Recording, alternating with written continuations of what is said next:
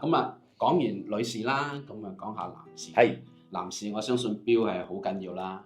咁我夢寐以求，我都想一個女士送一隻名錶俾我，但冇，咁唯有自己買啦。咁但係自己買都要好小心噶嘛，因為坊間有好多鋪頭。係咁有時有一啲嘅朋友咧，佢會覺得香港買都唔夠靚啊，或者唔夠嘅。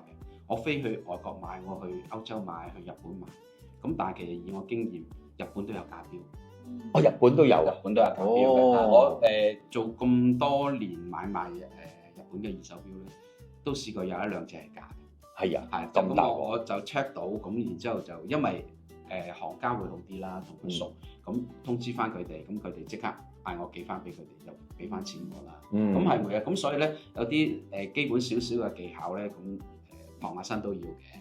咁一般嚟講咧，都會有啲小工具嘅，譬如一啲專業用我哋整錶嘅放大鏡啦。係但係如果出街咧，用我哋都會用呢隻，即係比較係睇一啲啦，係睇啲嘅10倍嘅放大鏡啦，一個嘅紫外光燈啦，就愛嚟照嗰啲嘅 index 嗰啲嘅露出啊，係啦，咁都係呢啲嘅工具啦。咁其實又係可以用少少呢個技巧嘅嚇。咁攝石都得，係因為譬如某啲牌子佢會係用啲好靚嘅鋼咧係唔會攝得到。呢個咧都係勞力士個樣。係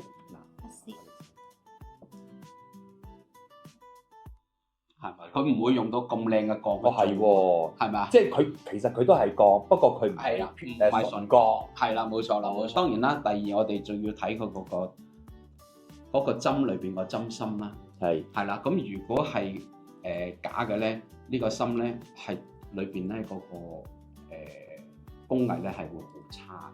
係咁呢啲我會即係有時我搞一啲興趣班啊，上堂咧。咁大家有興趣嚟報名學咧，我就會話到俾大家聽。係咁當然啦，亦都唔可以喺度一一講解咁多嘅。冇錯啦，冇錯。真定假俾你聽啦，係咪先？咁甚至到個機芯裏邊，係啦，去到錶屋入邊啦，係有一啲嘅鑑定位嘅。學翻一兩招傍下身，咁對自己嚟講亦都好啲啦。咁你學完之後，你覺得有啲乜嘢嘅得着？係長咗知識嘅，最緊要係我哋啲包包容易拆，即係最基本你揾粒磁石就已經有陣時咧，我成日都喺度望緊我啲 friend，日日都喺度轉新袋，個個都名牌，下次我帶粒攝石袋去攝。係，喂，記住啊！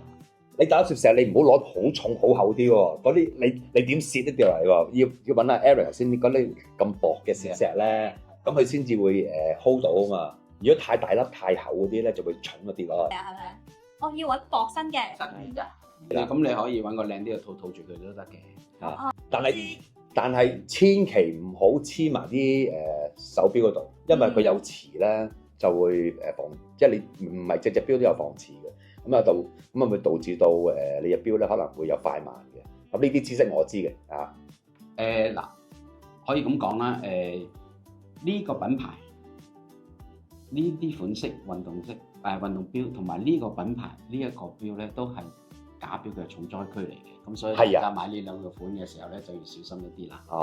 嗱，咁各位記住啦嚇，如果你真係要買賣錶咧，就有錢嘅，就當然係買呢啲啦。咁亦都可以去啲真係有專業資格嘅認證嘅鋪頭先可以買喎。好啦，嗱 Eric 係咁你有咁多嘅資格啦，咁我哋都知道就係香港好多嘅，即係而家啱啱畢業啊，或者係一啲年青人啦，或者係啲好似我哋上一年紀嘅。咁想即係揾其他出路，咁我又唔知應該點樣做。咁你有咩即係有啲咩建議咧？嗱，我見到你即係你後邊全部都係你嘅證書啦。咁當然亦都唔係話一時三刻去學翻嚟㗎啦。咁我想你即係有啲意見啦，或者係一啲專業嘅意見啦。咁可以同我哋啲網友分享啦，亦都可以分享俾啲年青人。咁應該點樣做？其實可以咁講啦，好似正話我哋喺鏡頭之前都有講過啦。其實而家揾食都好艱難，咁好多嘅年青人咧，佢畢咗業出嚟，大家都係大學生，咁大家都係做嗰幾個行業去爭，而家都係講係做電腦啊、做 AI 啊、做金融啊咁，但係都好泛濫啊。幾揾錢個行業都好啦，個個都去做咧。你除非你係頂尖嘅高手嘅啫，咁所以咧，我哋反而就回歸基本步，就好似我哋年輕嘅時候咁樣，阿爸阿媽就教我哋有一技傍身啦。咁奢侈品呢個行業咧，其實喺世界上嚟講咧都好大嘅。咁同埋咧，亦都係個營業額一路都係增長緊添。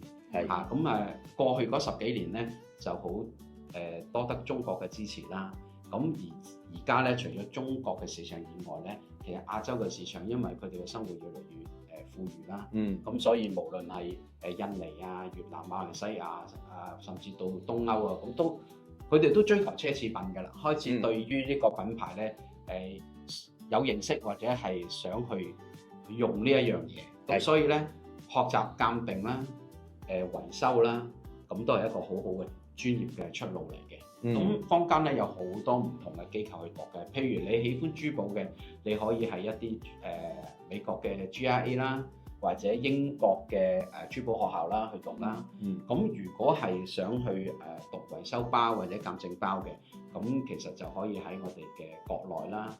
咁我負責教嘅機構中檢啦，咁佢都有一啲嘅雙包嘅鑑證同埋維修去讀嘅。咁唔好睇少喎，因為咧喺國內嚟講咧，維修包包咧個生意係相當之好。維修啊，維修，即係譬如話當呢一個包包啦，即係側邊我用到披咗啦，甩咗色啦，甩色啊，係尤其是甩色啊、壞咗、花咗啲扣啊，咁樣你點樣去調翻新佢咧？咁呢個行業其實都幾冷門嘅，個人才需求係好大。咁 Eric 嗱，咁你講到咁樣，我就有啲興趣啦。咁我想問咧，如果我要讀一個咁嘅 course 咧，即係需要時間幾耐啦，同埋即係嗰啲學費係點樣嘅咧？嗱，學費咧就唔係好貴嘅啫。暫時嚟講，我諗連鑑證連保養讀晒咧，我諗都係3萬蚊到3萬零蚊港幣度啦。哇！咁我真係唔係貴喎。咁樣係要讀幾耐到㗎？時間大約係應該連埋考試，我估應該係3個月到啦。哦，3個月啊，咁好快喎！係㗎，好快。哇！呢個唔係好耐嘅，不過3個月喎。經驗係好緊要。當然之後嘅經驗咧，咁你就要去，當然梗係要喺翻啲類似公司度再進修啦。係啦，咁呢個咁珠寶咧就會耐啲。珠寶如果你係要讀一個嘅 GRA 嘅鑑證咧，大約我諗都要2年嘅時間，同埋個費用都幾多。咁但係都係一個幾專業嘅出路，尤其是有某啲嘅證書咧，喺你要入職一啲大嘅珠寶行嚟講咧，係需要個競爭能力高啲嘅。即係如果兩個都係大學生，但係一個咧又喺珠寶學院畢業，一個冇嘅，咁你話我請邊個？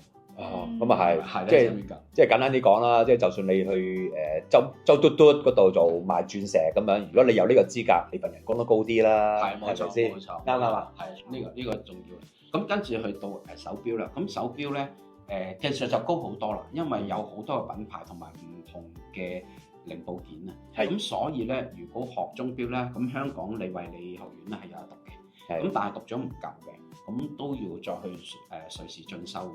咁大層次嘅深好多，時間長好多。我諗一般嚟講都要3至5年嘅時間。咁有冇啲譬如喺香港，即係除咗頭先你所講嗰啲啦，即係有冇啲另外一啲嘅所謂嘅學校啦，或者啲公司啦，佢哋有培訓俾人哋維修錶啊嗰啲咁嘅有冇㗎？有嘅，不過唔係好夠資歷嘅。夠資歷啦，咁所以一定係要最好喺理惠理嗰度係讀過先。咁同埋咧，整錶嗰個時間要學習咧係比較長啲。咁但係嗰個收入嘅保障就相當之好啦。因為整錶真係唔係咁容易嘅。咁所以大家都可以考慮下加入我哋奢侈品呢個行業，由買賣鑑證直至到去到維修，咁一條龍，希望能夠令到大家咧都生活上喺個事業有一個保障。好。即係各位網友，咁如果你哋真係對於呢樣嘢係有啲興趣啦，或者有啲咩疑問，咁例如頭先我所講啦，你有啲咩包包啊、錶啊，咁唔知真定假咧，咁亦都係如果你國內嘅朋友，如果你真係想知道咧，亦都可以 PM 我哋問我哋，咁我哋就會轉介俾 Eric 㗎啦。我哋就好多謝你嘅，係啦，OK，thank you。咁嗱，今日4060生活圈咁今一集就到此為止啦，下次我哋再同你介紹一啲最新亦都係最專業嘅嘢俾各位認識。OK，拜拜。